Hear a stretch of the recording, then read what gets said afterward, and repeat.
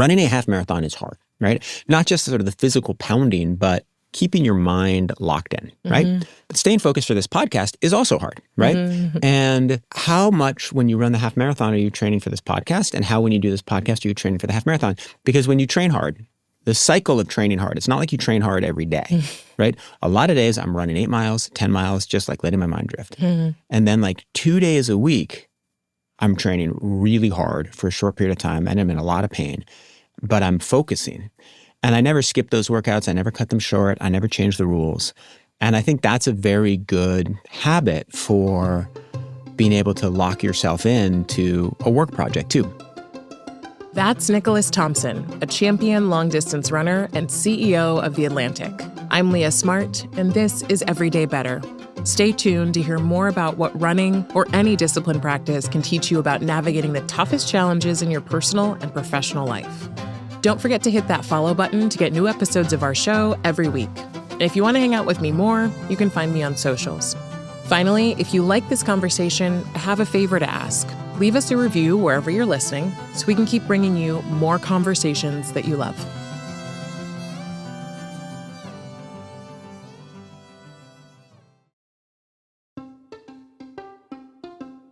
Hey everyone, from LinkedIn News, this is Everyday Better, a show about the tools you need to create positive change in your mindset, your work, and every other area of your life. I'm Leah Smart, LinkedIn's senior editor and a certified coach.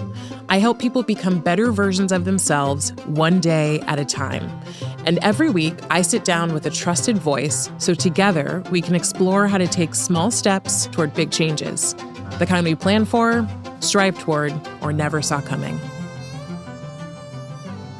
Nicholas Thompson is a writer, accomplished long-distance runner, and the CEO of The Atlantic. And The Running Ground is his new memoir. This conversation is about running, which I, as a fellow runner, am very excited about. But it's really about why we choose to do the hard things in life and what happens when we do. Here's how Nick describes the hard thing he chooses to do day after day. He says running is the simplest of sports, but the simplicity opens up complexity. As you run, your attention shifts inward. You're just right foot, left foot, and whatever goes on in your mind. This is really a story about lots of runners, tying our shoes, heading to the starting line with all the things we carry in our back pockets and buried deep inside. The gun goes off and we run. We breathe in and we breathe out. We look at the road ahead and step forward with the body shaped by what we've done before. We always hurt, and we usually finish. We wonder what we just did and why we did it. Then we plan to do it all over again. Running is the simplest of sports, but if we look closely, it can teach us about the hardest things in life. Nick started running as a kid, literally following in his father's footsteps. And while he had moderate success on running teams in high school and college, he left running behind in early adulthood to focus on other hobbies and career goals. But then he picked it back up as he got into his 30s, around the same time that his career in journalism was really starting to take off. He climbed the ladder, moving from positions at The New Yorker and CBS News to eventually becoming the editor-in-chief of Wired magazine, all while becoming a father and maintaining a really demanding running routine. At 43, during his tenure at Wired, he connected with this group of elite coaches who trained him for the Chicago Marathon. And after years of running marathons at the same pace, he suddenly began running faster than ever. He was beating personal record after personal record and challenging most of our assumptions about the idea that you would get slower with age. At 44, he then ran a marathon in 2 hours and 29 minutes, which made him one of the fastest marathoners of his age in the world. And as he took on the job of CEO at The Atlantic, he became the top-ranked runner in his age group in the 50-mile. To Nick, these accomplishments weren't made in spite of his career. He actually views his athletic accomplishments as interconnected with his work. This conversation is about how having something to pour yourself into outside of your job actually strengthens how you work, and how the habits and routines you develop through discipline show up in every single area of your life. Here's Nick.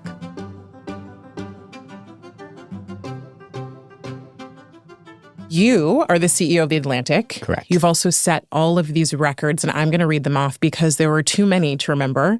So you are a top-ranked runner in your age group in the 50-mile. You've run a 100K, which, by the way, I didn't even know what that was. And I was like, wow, 62.1? Theoretically, this course was actually 66 because they're kind of, Wow. they don't really care when it's a mountain run, right? Like, You're just doing it. they're just like, it's, if you start before the sun rises and if you can finish before the sun sets, that's good. Oh my God. Yeah. And then you've been ranked one of the fastest marathon runners in your age group. I just first want to know, how do you manage both of those things? How do I manage so there are a couple of things. How do you manage being such a successful runner and being the CEO of this large business in a really, I'll say quickly changing world of media? Yeah. It's a hard question and it's a hard balance, right? And I'm also at the same time balancing being the father of 3 children. Mm-hmm. So you have like lots of different priorities in your life. So one good thing about running is it actually doesn't take up an infinite amount of time, no matter how hard you train. Like there's like a maximum amount you can run. And so no one really runs more than like 120 miles a week. No one spends more than 10 hours a week running, right? Mm-hmm. So, but that's still time, right? But it means it's not like cycling or swimming where you could not possibly be elite because people are training 20, 30, 40 hours a week. Secondly, I'm hyper efficient in how I do it. And so I train mostly by running to the office and running home from the office, right? And that's like 10 miles a day, right? And it doesn't take any longer than taking the subway. It's a little more inconvenient, and sometimes I forget to bring socks, right? And you're the CEO, and you don't really look like you're barefoot in your put together. shoes. You're barefoot, your pants are falling down because you forgot your belt. So there are trade-offs. But I commute to the office. I'm listening to podcasts. I've been known to do phone calls, right? So there's a way that I'm trying to be efficient. Then the third thing I'll say is that I do think they're complementary. And I think you learn skills in intense running that help with an intense job, right? You learn certain kinds of concentration. You develop daily habits, right? I think that discipline is cumulative. If you do something hard in the morning, it makes it easier to do hard things as the day progresses, right? If you skip the hard thing in the morning, I think it makes it easier to skip the hard things as the day progresses. And for me, my life feels relatively in balance, and running is a crucial part of that. And maybe if I had not gone running, my life wouldn't feel as imbalanced and I wouldn't be able to do my job as well. Agreed. There is something I really like that point about discipline and doing the hard thing early because you are then allowing or creating space to do harder things throughout the day because you've already accomplished something difficult. Yeah. There's something about that opens you up. I think it opens you up. And it is a little bit of a debate. There was a theory for a long time in social psychology that you wake up with a pound of discipline in your pocket and you spend an ounce here, you spend an ounce there. I think it's the exact opposite of that. And now social theory is conflicted. The studies go back and forth. But for me, I think it's cumulative. So I do want to talk to you about your kind of philosophy around running and how that relates to the rest of your life. But I do want to ask this around efficiency because you've noted multiple times that you care a lot about efficiency and you've structured things in that way. When people say or feel, and I don't want to say they say, I think people have every intention of wanting to feel good, wanting to feel fit, wanting to feel well enough to be in the world and to move and all of that. When it comes to efficiency, though, for people who are working and maybe have families and all of these things, the first thing we write off is something like running. For me, it's something like running, or it can be something like meditation. It's the saying that like if you don't have 10 minutes to meditate for an hour, right? Like it feels counterintuitive, and yet you're saying that there is efficiency there, but that hour could have been used working. It could have. And there are definitely days where running is counterproductive, right? And where I would have like gotten more done if I hadn't spent that time running. And I know that because there've been periods where I can't run very much, where I've been injured or I'm recovering from a race. And it does open up a little bit of time, but I think I start to notice pretty quickly that I need that time outside. Like if my life was wake up, work, make breakfast, family stuff, take the subway, work, commute, family stuff, work, right? Like that's much harder than breaking that up with running, right? Where I'm outside, I'm in the sunlight. My mind is wandering a little bit. I'm turning things over in my head. Like my mind is kind of just drifting like a stream. Like that is a very useful thing to do in a complicated day. And then there are other things that, like I do think the discipline you need to run a focused half marathon, right? running a half marathon is hard, right? And being out there, not just sort of the physical pounding, but keeping your mind locked in, right? But staying focused for this podcast is also hard, right? And how much when you run the half marathon are you training for this podcast? And how when you do this podcast are you training for the half marathon? They're not perfectly the same, but there is a similarity. And I absolutely think that one of the things that has made me good as a runner is that I am exceptionally good at really locking in for like half an hour, right? Because when you train hard, the cycle of training hard, it's not like you train hard every day, right? A lot of days I'm running 8 miles, 10 miles, just like letting my mind drift. And then like 2 days a week, I'm training really hard for a short period of time and I'm in a lot of pain, but I'm focusing. And I never skip those workouts. I never cut them short. I never change the rules.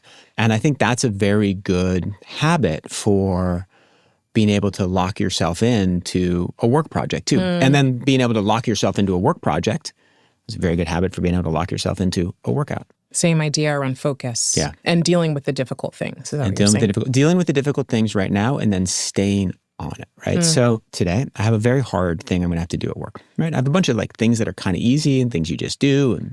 But there's going to be a moment where there's like this 30-minute meeting where we're going to have to make a very hard choice, right? And I'm going to have to be very present that whole 30-minute meeting. Now, the skills to be present in that 30-minute meeting, I've learned through all kinds of things, right? I've learned in college. Maybe I learned from watching my grandpa. Who the hell knows? Right. But I do think that the running reinforces it. Got it. You say that this kind of idea around running is the simplest of sports. But if we look closely, it can teach us about the hardest things in life. Yeah. Gosh, I mean, as a fellow runner, I was like, oh, that's completely true. And you are with yourself and with your thoughts.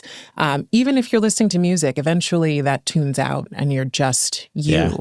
And at the same time, I always think about the people who I feel like running is polarizing. It's like people either love it or they absolutely can't stand it. Yeah. But I'm curious, as you think about this idea of something so simple that can teach us something difficult like running, how do people who aren't runners apply some of these lessons to their lives, even if they're never going to run a mile? So part of the book is it's describing things that I've learned about running, right? And those are lessons that apply. I mean, I wrote the book because I thought it was an interesting story. My journey as a runner, my father's journey as a runner, and then stories of these 5 other people.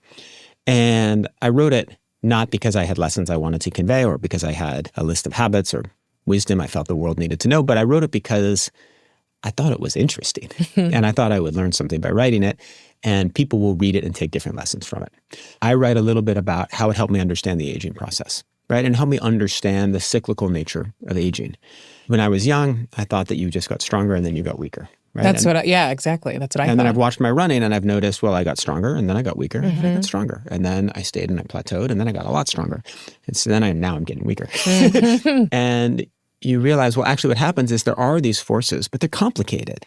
You know, there's certain, like your reflexes are declining, but is your lean muscle mass declining at the same rate? Maybe not, right? It is the knowledge you've learned about training, well, that's actually increasing, right? And so you can combat that. So there are some specific lessons that I talk about in the book that you can just learn by reading the book. But then the other point is, I do think running opens up a lot. Right? You spend a lot of time by yourself, right? Because there's no ball, there's no mat, there's no field. You don't have to schedule it. You just go out the door, put on some shoes, or you can go barefoot if you want. And it's very democratic. Anyone in the world can do it. Like there are certain things that come from it. But I also think that the other lesson is that if you have a habit, if you have a hobby, if you have a practice and you focus on it really hard, it does actually help you create metaphors for understanding many other things in life. And so for me, it's been running. And I do think there are particular things about running that open up insights into the world. But I think there's a lot that like tennis players will learn. Like if you read this book, there may be ways that you can take the way I thought about running and apply it to tennis or stamp collecting or whatever it is that you're incredibly passionate about outside of your core life. You know, I think about my closest thing to running that I also love that's been baked into my life is meditation. And when I first got into meditation, I feel like I was dragged into it. Yeah. Somebody at the drag office. into meditation is kind of like not how it's supposed to happen. Not how it's supposed to go. But I understand. You're supposed to walk gracefully into your meditation, sit on your pillow, cross your legs, and feel like, you are ready to become one with. No, I was being dragged. And I got there and I did it once. And they used to do it on Tuesdays at the office. And so then I did it again. And then I found out about an app called Calm, which most people know about now. And I started doing it on my own. And then I started doing it for a little bit longer and I got really into it. And I thought to myself, well, why would anyone not do this? Right. Now that I'm in it, why would anyone not do it?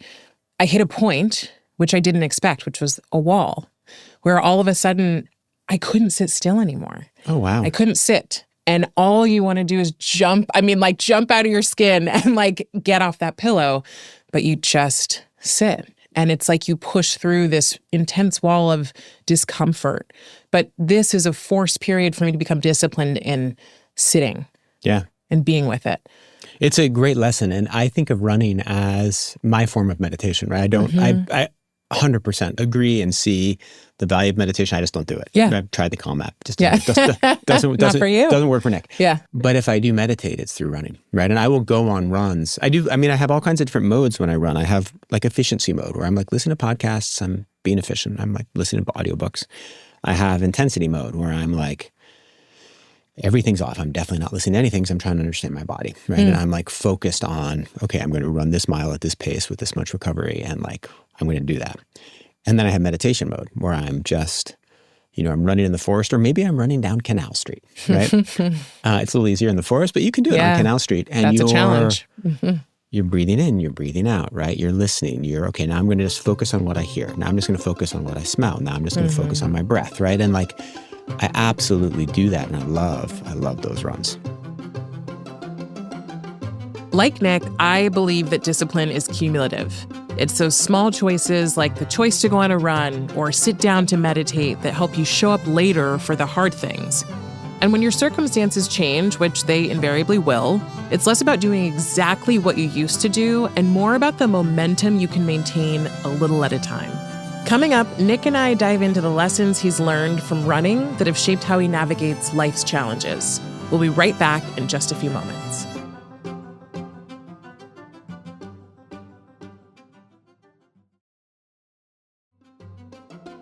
And we're back with Nicholas Thompson, champion long-distance runner and CEO of The Atlantic. I'm thinking about your first race, and I'm curious. You talk about the fact that you beat your record by over a minute. And for anyone who doesn't run, that's a huge deal. Yeah. Like, that is not small.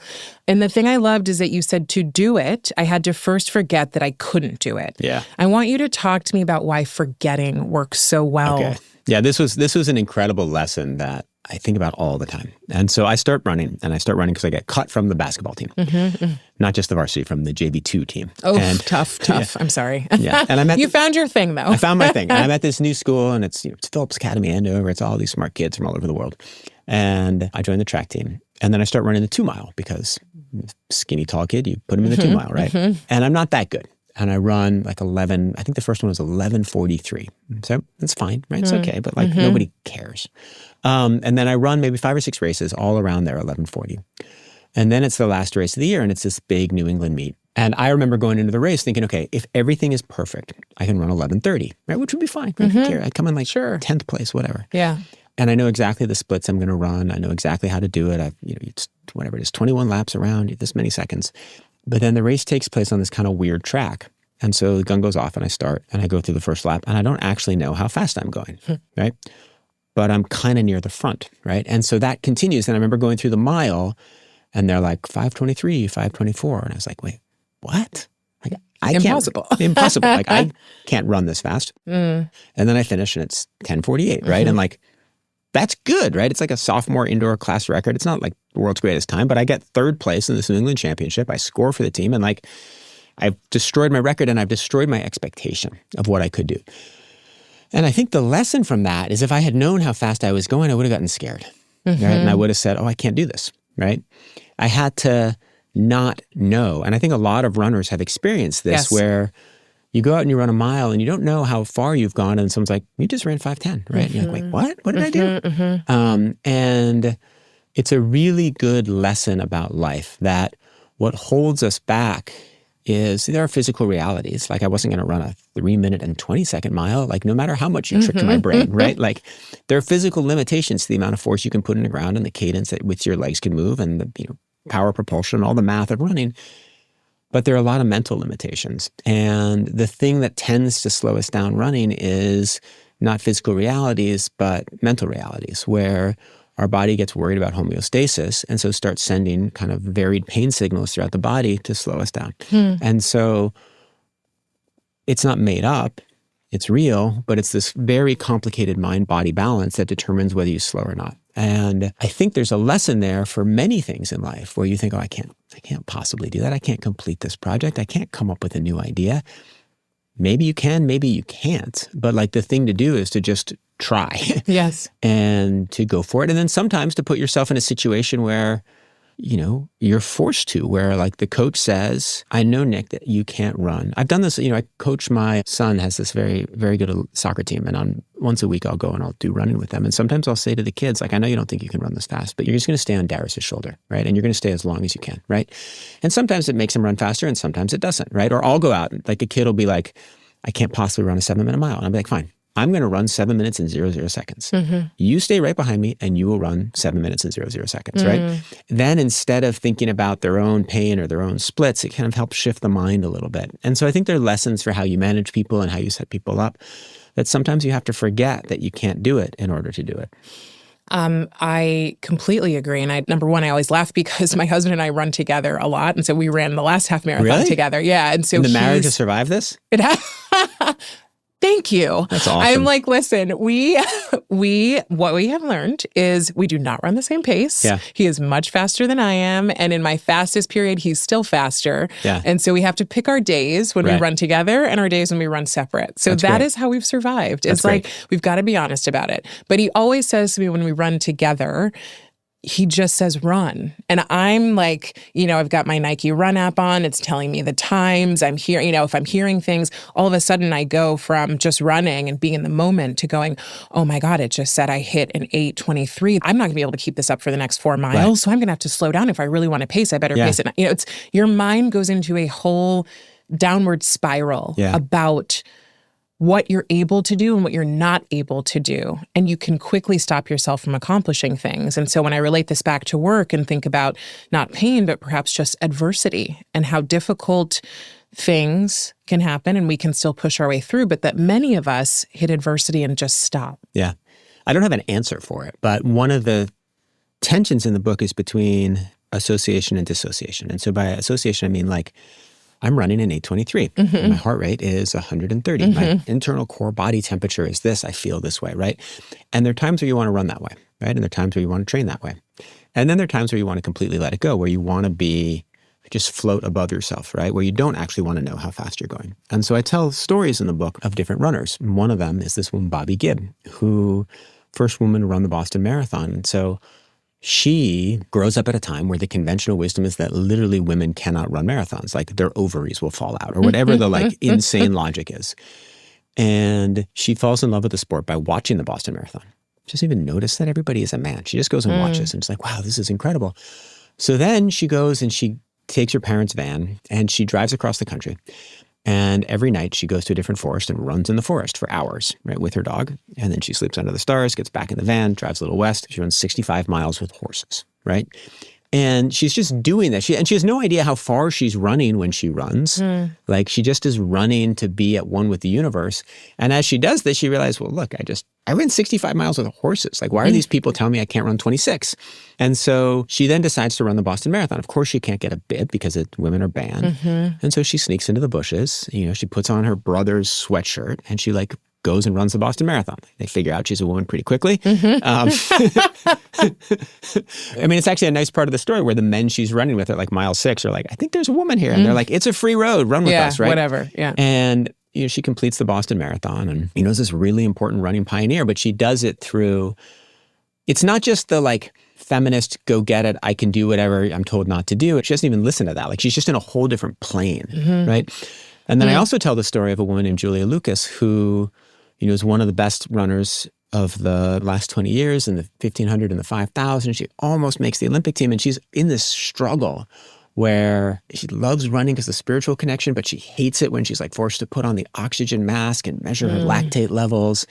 And she can't quite sort through this dilemma between the association and the dissociation. And I remember there's this wonderful moment where I was interviewing her. She's since retired, and we're at a bar and we're talking. And I tell her about Bobby Gibb, and she's like, "That's how I should have run. That's how I wished I had run." So running is this constant struggle, but like what you're saying when you run with your husband, where you're sometimes to go faster and sometimes to do better, you have to lock into all the data, right? And you have to really be present, right? And you have to be thinking about your right foot hitting the ground and your left foot hitting the ground. And you have to be thinking about being able to hold on and manage the pain or push the pain away or whatever your strategy is, right?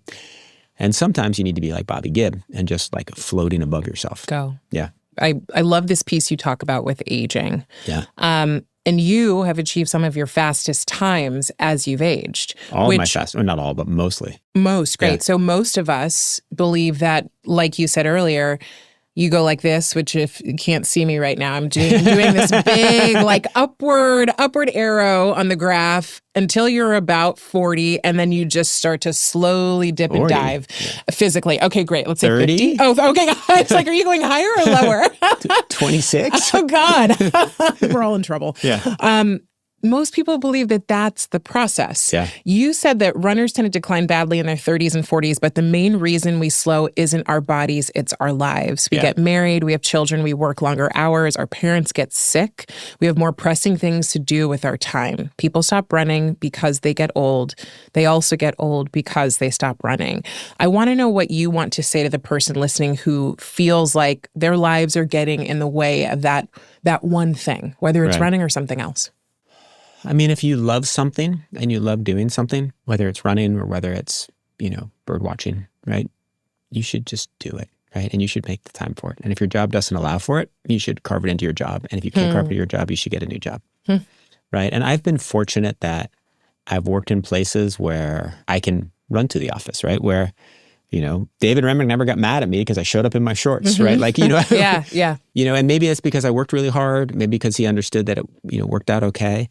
Even Anna Wintour never got mad at me that I showed up at Condé Nast in my shorts. Yeah. That feels like a feat. I mean, I think they all appreciate it, but you can imagine places where I couldn't have made it work. I think it's really important psychologically. I think it's really important to be a well-rounded human being, to be able to have some things outside of your work life. Now, if you don't have time to run because you're caring for your parents or because you have a child and you can't, running when I had very small children, I actually now train with my kids, right? So my 15-year-old, we'll go to the track and I'll lead a quarter mile. He'll lead a quarter mile. On my 50th birthday, we went out and ran a sub 5-minute mile and he paced me through the first 1,200. And so then back to the question about aging and decline. Yes, there are things that push you backwards as you get older. There are definitely things that become harder. But I really believe that you might slow down a minute in your marathon time, right? As you go from 43 to 46. You're going to slow down 15 minutes if you stop it and you stop for 6 months, right? Or you don't, properly deal with an injury. So I feel like just keep going forward. Just keep trying, keep doing it. And you will notice that you don't slow down at the same rate. You talk about injuries. Your first injury where you overtrained, right? And you've had thyroid cancer. I mean, you've been through a lot of challenges. Yeah. And I very much relate to the idea of having injuries and having that change your sense of identity. And it can feel a little bit untethering. I'm curious how, because there are seasons, right? We do sometimes end up stopping the thing for a little bit or really downshifting. How do you maintain a sense of identity? That's a great question. So for me, when I was young, I did the thing that young people do when they discover this sport, which is you train way too hard. I trained way too hard. I didn't understand physiology. I didn't understand recovery. I would lose a race and then go run hill sprints. It's not what you're supposed to do. You lose a race, you're supposed to go have a glass of water. Yeah. Take a second. Put some peanut butter on a banana and go do your homework. Cry. Yeah. I got injured in my freshman year in college. It had been this thing I'd excelled at in high school. It was a big part of my identity. I show up at university and I'm like a runner, right? I'm the worst recruit in the freshman class, but I am still a runner. Still a runner. Yeah. Right? Nick you is a were runner. a recruit. A recruit-ish. It was a good walk-on. And then when I stopped, it was very hard for a period of time to think about finding a new identity. And then I found it. I found something else completely to do and, left running mostly. But you're right that The general lesson of the book is to hold on to running. And like, if it's life that interrupts your running, try to figure out a way to balance it, right? I give lots of lessons and I hope useful information on how to avoid injuries. But if you do get injured, right? A car runs over your foot, right? You rupture your Achilles, like you may have to give up the sport. And my advice there would be find something that can do for your life what running did, right? And it'll be hard, right? You put so much time in, you've learned so much, there's so much knowledge, but like figure out what this did in your life that was really valuable and let's try to find something else because there's lots of things out there in this wonderful wide world. What would you do? If I could no longer run? Yeah. It depends on what the cause was. You know, if I had like a Achilles injury, I would probably bike or hike, right? I would go for walks on the weekends in the mountains. Like, I love that. And if I got to a point where I couldn't be outside and move, I think maybe I would write more, right? I'm now in this world as CEO where I don't actually write that much. Yeah. Yeah, maybe that'd be useful. Actually. Yeah, correct. I know, isn't it funny? You start with the thing and then all of a sudden you end up further away from the thing and go, wait a minute, that was where I began. Yeah, and like I love to, you know, right now in this job I have, right? So my job as CEO, I'm in charge of the P&L. I'm figuring out like our brand strategy. I'm talking to the lawyers, you know, and I miss writing and editing, right? This is not my job. And like, in fact, there's a wall between the Atlantic's editorial side and our business side. But I think if I couldn't do anything physical, I'd try to find something that allows my mind to wander, to be more free, and it would probably be to write and report again. Yeah, incredible.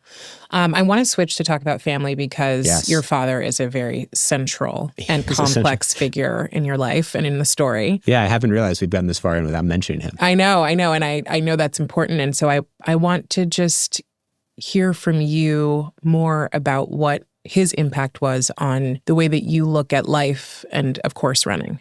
Despite writing this book in which he's a central character, I have not completely disentangled his influence on the way I look at life. And so he's a remarkable character, right? And he grows up in Oklahoma. He's quite afraid of his father. He doesn't grow up in the best family. He busts out. Scholarship to Andover, scholarship to Stanford, Rhodes Scholarship, comes back. John F. Kennedy says this man's going to be president before I am. You know, marries into this amazing family. He's like on track to run the world. And then he doesn't. You know, he starts drinking. He doesn't really advance that much academically. He never figures out a political path. Then realizes he's gay, leaves my mother, moves to Washington, has a very hard time coping with his sexuality, ends up, you know, totally bankrupt, more or less like running a brothel in Southeast Asia, right? Like a big trajectory. And the role that running plays in his life is incredibly interesting. A lot of his insecurities, I think, stem from having grown up as a not athletic man who's the son of a very athletic man, right? So my grandfather's a Golden Glove boxing champion, right? He's a big guy, right?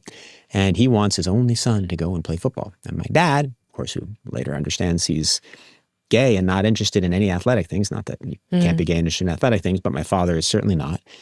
He like just wants to like go listen to Brahms, right? And he wants to like read, you know, I don't know, read the Greeks. And so my father has all these athletic insecurities. But then he realizes, both when he goes off to Andover, where he like, realizes that he can run without having to compete, without having to use hand-eye coordination. And then more importantly, in the 70s, where he's like really trying to like handle this life that's falling apart, running is a way that kind of adds like a centripetal force to his life. And so he runs in the late 70s. You know, my dad moves to Washington, and then his life he's this amazing guy. He's so smart. He's so interesting. He's so charismatic. You know, he writes me the most insightful letters where he foresees like so much about my life. Like the guy is never boring, never not interesting, never not fun, but he's just a chaos machine. He has this beautiful house with just stuff everywhere, unpaid bills everywhere, dog fur, madness, rats. Like it's just nuts, right? And as his life gets ever more chaotic, running helps him kind of keep it together. And then he stops, right? He gets too old, he gets too sick, he gets too injured. But it was something he was always really proud of, even as he got to the final years. He died 7 years ago. Still very proud of his life as a runner, I think was a key source of identity for him. And he, you know, it wasn't just that he ran a few miles. He ran a bunch of marathons. He ran a marathon, almost broke 3 hours. I was 7 years old. I went and watched him. Like there's a lot of running in his life. I mean, you talk about your children, right? Yeah. And how, you know, your middle son sounds like very similar to you in the sense that he runs the same times you do. But you also talk about family. And I'm curious about the wrestling, particularly with, your history with your father and then having children now, the wrestling around how much time and energy you give to running versus career versus family. Yeah. And I know that's a question that you probably are still actively navigating. Well, so it's a little bit like the question we talked about earlier. How do you manage it with work, right? And so how do you manage it with family, right? So you, try to be as efficient as possible. And so on Monday, I was like, I got to pick my kid up in Queens. You know what I'm going to do? I'm going to run there, right? And so I'm going to get the run in as part of the pickup, right? So I ran from the office to Queens. It's like 7 miles. Got him at soccer practice. Went home with him. I'll go to their soccer games, and they have to get there 45 minutes before the game starts. So you go, okay, go see the coach. We'll drive together. We'll talk. Everything will be good. And then instead of sitting there for 45 minutes, I go and I run 6 miles, right? Yep. When they were little, I ran at midnight. Right? Oh my gosh, yeah. I ran with the running stroller, right? My wife was like, do you want to go for a run? Right? And I run at midnight, I'd run at 4. Like you just try to, I interviewed my kids a couple times. I just asked them questions about running, and sometimes they said things. And one of them was, I remember asking my son, James, who's the youngest guy. I was like, how much do you think I run? He says, 35 hours a week. And I was like, and I was like, well, do you think I should run more or less? And he was like, well, you should run more when I'm at school and when I'm at soccer practice, and you should run never when I'm at home. And it was like wisdom from the child. Yeah. And it's hard. Like I have no doubt that there have been times where they have wanted me there and I've been running, and I try my very best to never, I hope that's never the case, but I know I'm sure it is, right? And I've asked my wife about this, and she kind of demurs, but she also she's clearly annoyed. It's annoying, right? And my sisters get annoyed with me. I remember you spend a family vacation and everybody's excited for the hike. And wait, where's Nick? Nick's off running. And then Nick comes back from the run. And it's like, well, now we're all going to go for a hike, but you've just run 20 miles. And now you have to you have to have a protein shake. What are you doing? Well, I want to ask you then, given what you've told me, what do you want your kids to remember then about you as it relates to your relationship with running? I want them to remember that all the times we've played together, right? I want them to remember that was an important part of it. I would love it if they love running, but what I want them to, I like the fact that they have observed the fact that I have pursued this incredibly intensely while also trying incredibly hard not to sacrifice my career or family life, right? And that's an interesting lesson. And I think, in fact, if you look at my children, they've taken different things. Like the oldest one has this incredible academic intensity that maybe he's learned a little bit from watching his mother, who's incredibly intense, and his father, who's incredibly intense, both in work and in running. So I hope they learn a kind of balance, which is what I've sought. I love that. Thank you so much, Nick. Well, thanks for having me. It was wonderful to chat with you about all this. Yes, totally. And good luck in your next race. Thank you. We'll see when that is.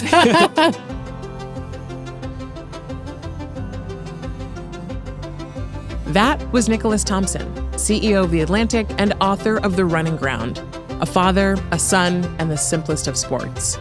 If you liked this episode, I think you'll like one of my favorite conversations with Michael Gervais. He's one of the world's top high-performance psychologists. You can find a link in the show notes to listen to that one. And if you do, let me know what you think. Everyday Better is a production of LinkedIn News. The show is produced by Emily Reeves and Ava Ahmadbegi. Asaf Gadron is our sound engineer. Tim Boland mixed our show.